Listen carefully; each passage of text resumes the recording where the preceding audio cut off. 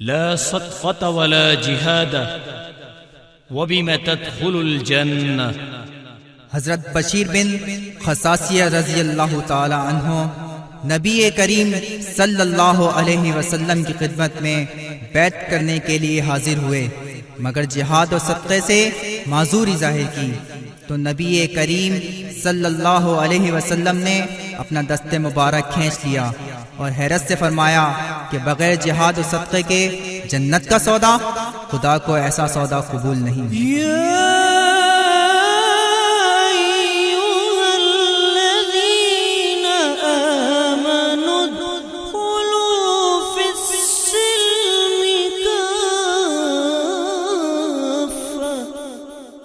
اے ایمان والو،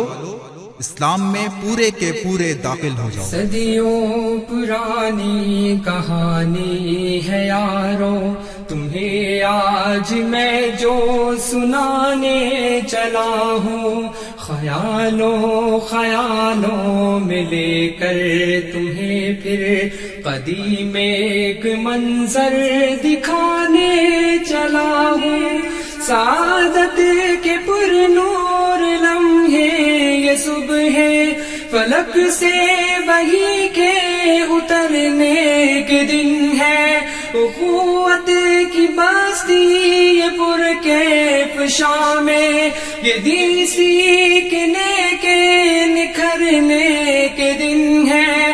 راتوں کو سجدے تو دن کو ہے روزے کہ ایمان کے بننے سنورنے کے دن ہے، یہ صفا کی محفل وہ جنت کا روزہ حضور نبی میں ٹھہرنے کے دن ہے۔ صحابہ بخوبی مگر جانتے ہیں کہ رہنا ہے گر ان کی صحبت میں دائم تو اللہ کی خاطر یہ مرنے کے دن ہے، ہوئی ہے جو قندیل توحید روشن پتنگوں کے جلنے بکھرنے کے دن ہے۔ یہ صدیوں پرانی کہانی ہے یارو، تمہیں آج میں جو سنانے چلا ہوں، خیالوں میں لے کر تمہیں پھر قدیم ایک منظر دکھانے چلا ہوں۔ اسی روز شب میں اسی کشمکش میں صحابی کائے جو ملنے نبی سے کرے تاکہ اسلام پر وہ بھی بیعت ملے، تاکہ ان کو بھی عقبہ کی راحت۔ شروع سے صلح عہد کا جب ہوا تو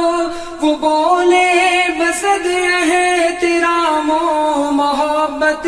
جہاد اور صدقہ نہیں میرے بس میں، بس ان دو سے میں معذرت ہی کروں گا۔ تو دستے مبارک کھینچا نبی نے، بتایا کہ ایسے میں بیعت نہ لوں گا۔ تحیر سے پھر آپ نے ان سے پوچھا، نہ صدقہ ہی دو گے نہ غصبہ کرو گے، بتاؤ تو جنت میں کیسے چلو گے، بتاؤ تو جنت میں کیسے چلو گے۔ اسی ایک لمحے سمجھ بات آئی، اطاعت گزارے شہ انبیاء کو کہ جنت کا سودا تو سستا نہیں ہے، کہیں جا کے تکمیل بیعت ہوئی پھر کھلا اس طرح اہل ایمان پہ یہ سر۔ یہ صدیوں پرانی کہانی ہے یارو، تمہیں آج میں جو سنانے چلا ہوں، خیالوں میں لے کر تمہیں پھر قدیم ایک منظر دکھانے چلا ہوں جوانوں فقط تم سے یہ پوچھتا ہوں تم اپنے نبی سے عہد توڑ لوگے نہ خرچے کرو گے نہ جنگیں لڑو گے مقاصد کو اعلیٰ نہ رفع کرو گے جو سیکھی ہے تم نے رمی چھوڑ دو گے تو کیا اپنے بستر پہ ہی جان دو گے تو کیا اپنے بستر پہ ہی جان دو گے یہ صدیوں پرانی کہانی ہے یارو تمہیں آج میں جو سنانے چلا ہوں خیالوں میں لے کر تمہیں پھر قدیم ایک منظر دکھانے